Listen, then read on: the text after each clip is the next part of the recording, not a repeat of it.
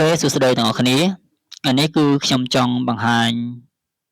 របៀបនៃការធ្វើវិញ្ញាបនបត្រដែលមានឈ្មោះច្រើនអូខេឧទាហរណ៍ដូចជានៅក្នុង list ឈ្មោះនេះអញ្ចឹងវាមានអឺរហូតដល់150នាក់ហ្នឹងហើយ150នាក់អញ្ចឹងដូច្នេះយើងត្រូវធ្វើវិញ្ញាបនបត្រ150ដែរហ្នឹងហើយអឺដូច្នេះវិធីដែលខ្ញុំចង់បង្ហាញនេះគឺយើងអត់ចាំបាច់បញ្ចូលឈ្មោះម្ដងមួយចំណាយពេលយូរទេណាយើងធ្វើតែម្ដងគឺបានទាំង150នាក់តែម្ដងអូខេអញ្ចឹងយើងចូលដល់គ្នាអញ្ចឹងអ្វីដែលសំខាន់ទី1ទាំងអស់គ្នាគឺត្រូវមានរៀបចំមកហើយតាម Word ក៏បានតាម Photoshop ក៏បានដែរណាអានេះគឺជាគំរូដែលខ្ញុំមានស្រាប់រួចទៅហើយ file ទី2នេះយើងទាំងអស់គ្នាគឺត្រូវមាន file Excel ហ្នឹងហើយ file Excel បែបនេះមានឈ្មោះឲ្យមកហ្នឹងហើយទិន្នន័យដែលយើងចង់បានដែលដាក់នៅលើវិញ្ញាបនបត្រប៉ុន្តែវិញ្ញាបនបត្រនេះដូចជាបញ្ចូលតែឈ្មោះទេតែវិញ្ញាបនបត្រខ្លះគឺមានបញ្ជាក់ទាំងភេទបញ្ជាក់ទាំងខែឆ្នាំកំណើតហ្នឹងហើយប៉ុន្តែវិញ្ញាបនបត្រនេះគឺដាក់តែឈ្មោះទេអញ្ចឹងទិន្នន័យអត់ជាបញ្ហាទេអញ្ចឹងដំបូងគឺទី1គឺយើងចូលទៅដល់ក្នុង mailings ហ្នឹងហើយបន្ទាប់មកយើងយកពាក្យ select recipient បន្តមកទៀតយើងយក use an existing list អូខេអញ្ចឹងយើងរក file Excel នេះអា file នេះ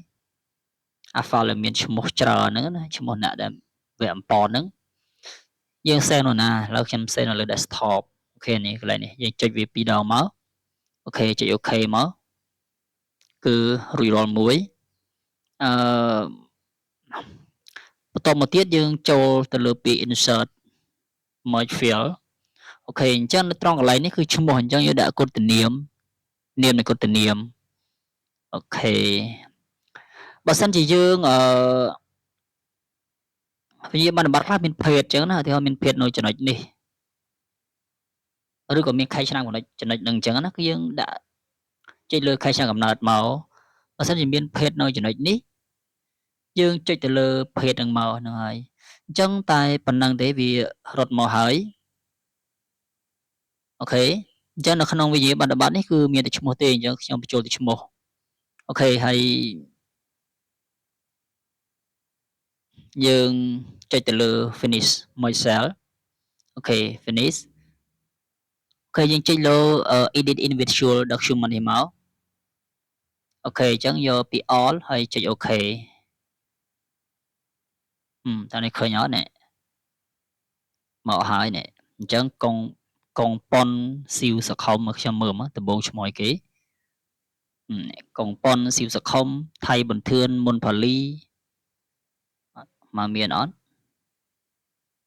ស៊ីវសខុមថៃបន្ទឿន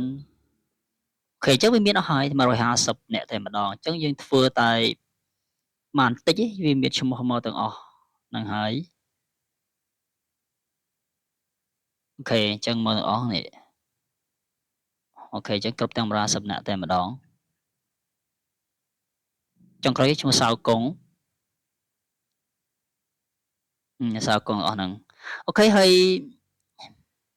តែប៉ុណ្ណឹងទេយើងអាចយកទៅ print បានធម្មតាហើយអូខេហើយនេះគឺជារបៀបនៃការធ្វើវិញ្ញាបនបត្រឬក៏សញ្ញាបត្រដែលមានឈ្មោះច្រើនរាប់រយរាប់ពាន់រាប់ម៉ឺននេះក៏វារត់ generate ឲ្យយើងបានស្រួលដែរអូខេខ្ញុំចង់បង្ហាញតែប៉ុណ្្នឹងទេហើយជួបគ្នានៅវីដេអូក្រោយបាទសូមអរគុណច្រើន